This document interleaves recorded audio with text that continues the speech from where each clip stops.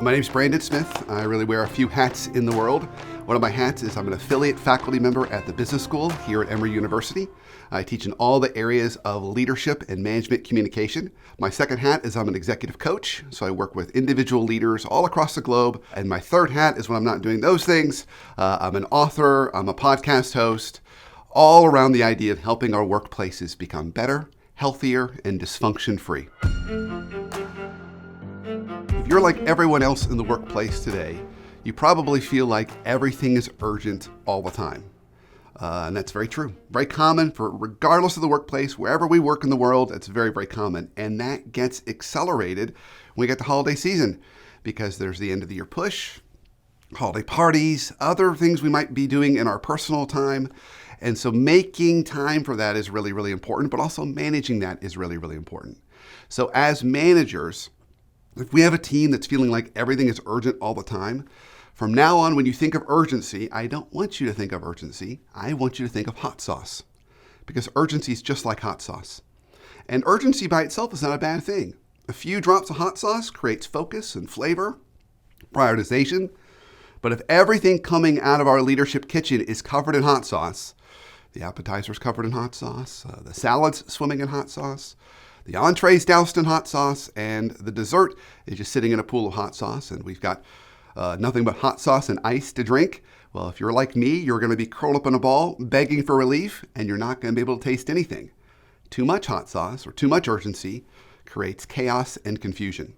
So one of the best gifts we can give to our team during the holiday seasons, and really any time of year as a manager, is making sure that we are really specific on the things that are urgent and important that week.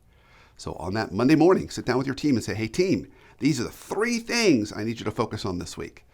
Don't have it be 15 or 20, really focus. And that focus will not only help your team be more efficient and effective, but it'll keep them from feeling overwhelmed. If you're an individual contributor and you're dealing with end of year burnout, one of the most important things you can do is tell your manager. Sit down with her or him and say, I'm struggling a little bit. I've got a lot on my plate. Maybe it's personal things, maybe it's professional things, but really share that with them. Because as a reminder, one of the roles of the manager is to not only provide you good resources to do your job, but also support you along the way. And so if you're feeling overwhelmed, you're feeling burned out, let your manager help you around that. The other thing that we can also do as individuals is set healthy boundaries. So notice your work hours. If you find yourself working crazy hours, particularly on the weekends, really try and block off that time. So more practically speaking, I'm a big proponent of not sending emails on the weekends. I encourage all the folks I work with to schedule those emails to go out on Monday morning. When we send emails on the weekends, it encourages others to work too. And then pretty soon you're playing email tennis rather than getting caught up and really using that time to unwind and recharge. So really set those healthy boundaries. Find those times when you can really focus on work, but also those times you need to get yourself recharged. I don't think we can ever completely remove holiday burnout, but what we can do is find ways to manage it better.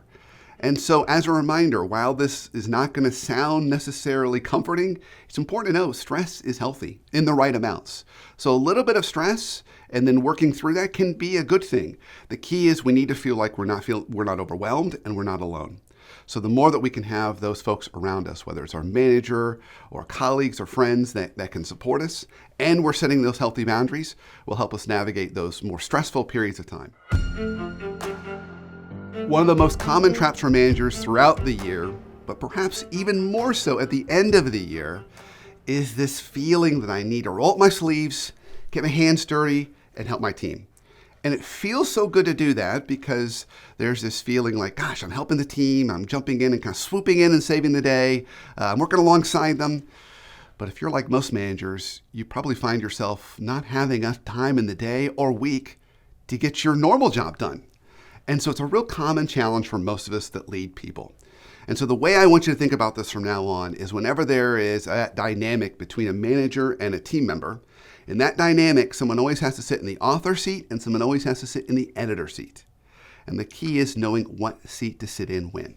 So as a manager, in a perfect world, I want you in that editor seat 80% of the time and the author seat only 20. And that makes perfect sense when you think about your all-time best team members. Your all-time best team members come to you and they say, hey, there's a problem or issue. Here's what I think we should do about it. I'd love to get your thoughts. They author a solution for you to edit. And our not so effective team members, they're going to say, hey, there's a problem or issue. What do you want me to do about it? And pretty soon they're reeling you into that author seat and you're either telling them what to do or you're doing it for them. And while that may feel good in the moment, not only does it take a lot more of your time, we're also not helping them learn how to do it. It's almost like, think of this analogy of going to the gym as a trainer and you're training your team and you're trying to get them stronger. If you're the only one lifting the heavy weights and they're just drinking coffee, watching you, well, you're the only one getting stronger. So we really want to shift that dynamic and encourage your team to bring you things. So rather than jumping in and doing all the work of your team, say to them, you know what, I've got some thoughts, but why don't you put your best thinking around it and bring it to me and let's talk about it. Your team will feel more empowered. You'll be able to spend more time coaching and developing them. And ultimately, you'll find yourself with more time to do the things that only you can do. So you're probably coming to the end of the year. And if you're like most folks, it's probably been a fairly stressful year, tiring year. Maybe you're a little bit exhausted. You're looking for a little bit of inspiration, motivation, and a reset. So as you're going into 2024, here's some ways that I would encourage you to think about how to reset. So first, do a little bit of an inventory of some of the big categories in your life. Almost think of it like going to school. Like, what are my classes I'm taking this semester? And so one of those would be career. So career, do you have any particular goals for 2024? Anything you want to achieve?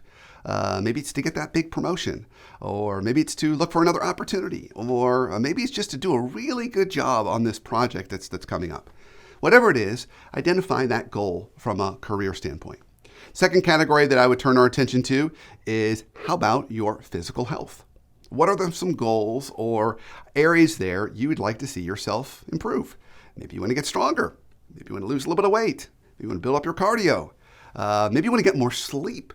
Whatever it happens to be, set those goals and start down a path of approaching those. And whenever we're talking about any approach like health, take it in small bites. So you don't need to jump in the first week and say, I'm going to hit the gym 7 days a week. Start kind of one day at a time. Okay, we want to make it easy because we want to gradually ramp up.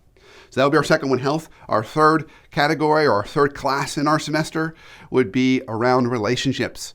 What are those personal or professional relationships you really want to make a conscious effort to work on in 2024? We all have relationships that sometimes fall by the wayside, or relationships that we really want to develop because they're just going to be healthy for us and maybe beneficial for us. So make a list of maybe those 3 to 5 you really want to work on and identify ways you could improve upon that. So those would be 3 big categories that I would encourage you to look at, to think about how you could overall improve 2024 and go into the year with a really strong outlook and a strong game plan on how you can set that up well.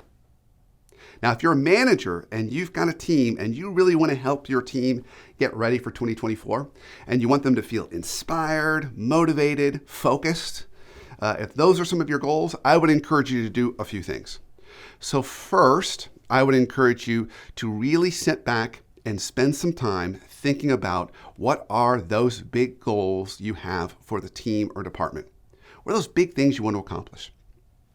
And carve out half a day or a day to really sit down with the team and not only share that vision, but have the team help you craft how to get there. So in the United States military, what they do to term for that is they call that commander's intent. So whenever there's a big mission or objective, the commanding officer, he or she calls a meeting with their direct reports and direct reports, and they issue commander's intent for the mission, which is the why of the mission, the what of the mission, and the when of the mission. But they stay away from the how of the mission because there's too many variables on the battlefield. So you could try that same approach. Get with your team and say, team, I'm really excited about this year. This is our what and our why and our when, but I could really use your help on the how. And spend a day crafting some plans on how to get there. It'll help your team feel empowered, connected to where you want to go, and really have you feel like you've got a good game plan and momentum. The second thing I would encourage you to do to set you and your team up well for 2024 is I would encourage you to meet with each of your direct reports individually, as perhaps part of your one-on-ones, and ask them the stop, start, continue question about you. what could I start doing to support you better in 2024? What could I stop doing that's maybe getting in your way? I don't mean to do it, but perhaps it's getting in your way. What could I continue doing that's working for you? And what would that look like?